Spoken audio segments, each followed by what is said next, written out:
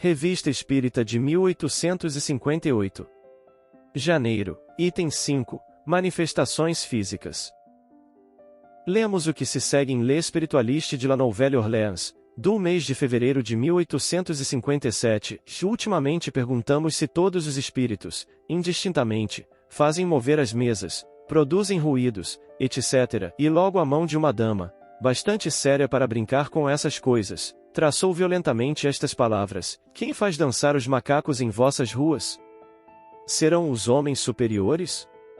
Um amigo, espanhol de nascimento, que era espiritualista e que faleceu no verão passado, deu-nos diversas comunicações. Em uma delas encontramos a seguinte passagem: se as manifestações que procurais não se acham no número das que mais agradam aos espíritos sérios e elevados. Confessamos, todavia, que elas têm sua utilidade, porque, talvez mais que nenhuma outra, podem ser úteis para convencer os homens de hoje. Para obter tais manifestações é preciso, necessariamente, que se desenvolvam certos médiuns, cuja constituição física esteja em harmonia com os espíritos que possam produzi-las. Ninguém duvida que os vereis desenvolver-se mais tarde entre vós e, então, já não serão pequenos golpes que ouvireis, mas ruídos semelhantes ao crepitar da fuzilaria, entremeados de tiros de canhão. Em uma parte recuada da cidade existe uma casa habitada por uma família alemã. Nela se ouvem ruídos estranhos, enquanto certos objetos são deslocados, pelo menos foi o que nos asseguraram, porquanto não o verificamos, mas, pensando que o chefe dessa família nos pudesse ser útil, convidamo-lo para algumas das sessões que tem por fim este gênero de manifestações, e mais tarde, a mulher desse bravo homem não quis que ele continuasse entre nós porque, disse-nos este último, o barulho aumentou em sua casa. A esse respeito, eis o que nos foi escrito pela mão da senhora. Não podemos impedir os espíritos imperfeitos de fazerem barulho ou outras coisas que incomodam e mesmo apavoram, mas, o fato de estarem em contato conosco, que somos bem intencionados, apenas diminui a influência que exercem sobre o médium em questão. Chamamos a atenção para a perfeita concordância existente entre o que os espíritos disseram em Nova Orleans, com respeito à fonte das manifestações físicas, e o que foi dito a nós mesmos. Com efeito, nada pintaria essa origem com mais energia do que esta resposta, ao mesmo tempo tão espirituosa e profunda: quem faz dançar os macacos nas ruas? Serão os homens superiores? Teremos ocasião de narrar, conforme os jornais da América, numerosos exemplos desse tipo de manifestações, bem mais extraordinários do que aqueles que acabamos de citar. Sem dúvida responder-nos-ão com este provérbio: e a boa mentira vem de longe. Quando coisas tão maravilhosas nos vêm de 2000 léguas e não podemos verificar, concebe-se a dúvida, mas esses fenômenos atravessaram os mares com o Sr. Home, que deles nos deu provas. É verdade que o Sr. Home não foi para o teatro para operar seus prodígios e que nem todo o mundo, pagando a entrada, pôde vê-los, por isso muitas pessoas o consideram hábil prestidigitador, sem refletir que a alta sociedade, que testemunhou esses fenômenos, não se teria prestado com benevolência a servir-lhe de patrocinador. Se o Sr. Home fosse um charlatão, não teria tido o cuidado de recusar as brilhantes ofertas de muitos estabelecimentos públicos, e teria saído com o ouro a mancheias.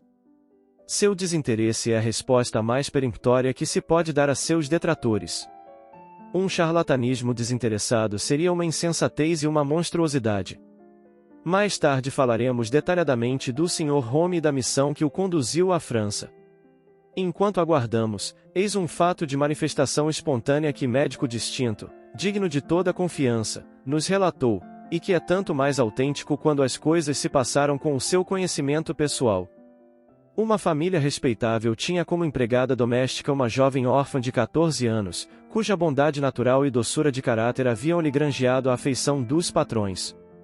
No mesmo quarteirão habitava uma outra família, cuja mulher, não se sabe por quê, havia tomado essa jovem em antipatia, a tal ponto que não havia mau procedimento de que ela não fosse o objeto.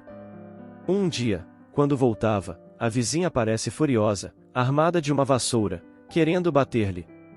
Assustada, precipita-se contra a porta e quer tocar a campainha. Infelizmente o cordão encontra-se rompido e ela não pode alcançá-lo. Eis, porém, que a campainha agita-se por si mesma e vem abrir-lhe a porta.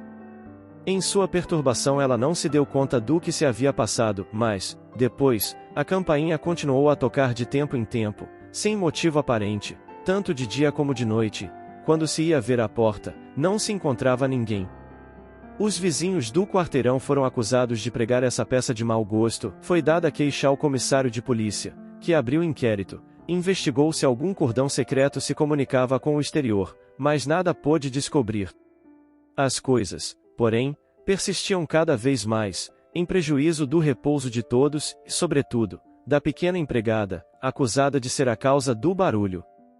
Atendendo ao conselho que lhes foi dado, os patrões da jovem órfã decidiram afastá-la e a colocaram no campo, na casa de amigos. Desde então, a campainha permaneceu quieta e nada de semelhante se produziu em seu novo domicílio. Esse fato, como muitos outros que vamos relatar, não se passou às margens do Missouri ou do Ohio, mas em Paris, na passagem dos panoramas.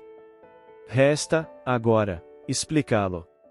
A jovem não tocava a campainha, isso é positivo, estava bastante apavorada com o que se passava para pensar numa farsa, da qual teria sido a primeira vítima. Uma coisa não menos positiva é que o toque da campainha deveu-se à sua presença, uma vez que o efeito cessou quando ela partiu. O médico que testemunhou o fato explica-o por uma poderosa ação magnética, exercida de forma inconsciente pela jovem criada. Essa explicação de forma alguma nos parece concludente. Por que teria ela perdido esse poder após a partida? Quanto a isso, diz ele que o terror inspirado pela presença da vizinha devia produzir na jovem uma superexcitação, susceptível de desenvolver a ação magnética, e que o efeito cessou com a causa. Confessamos não estar absolutamente convencidos por esse raciocínio. Se a intervenção de uma força oculta não está aqui demonstrada de maneira evidente, pelo menos é provável, conforme fatos análogos que conhecemos. Admitindo, portanto, essa intervenção, diremos que, nas circunstâncias em que o fato se produziu pela primeira vez, um espírito protetor quis, provavelmente, que a jovem escapasse do perigo que corria, que, apesar da afeição que seus patrões lhe devotavam, fosse talvez de seu interesse sair daquela casa. Eis porque o ruído continuou até que ela tivesse partido.